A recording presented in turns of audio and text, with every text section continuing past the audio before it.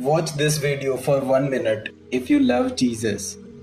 God says, I am with you always, even to the end of the age. God's message for you today is to trust in Him with all your heart and lean not on your own understanding. God says, do not be afraid, for I am with you. Do not be dismayed, for I am your God. I will strengthen you and help you.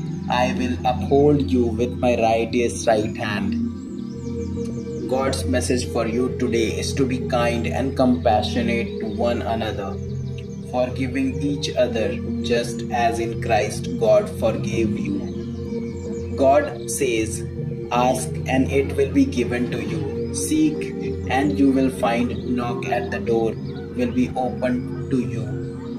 God's message for you today is to be patient in tribulation, constant in prayer.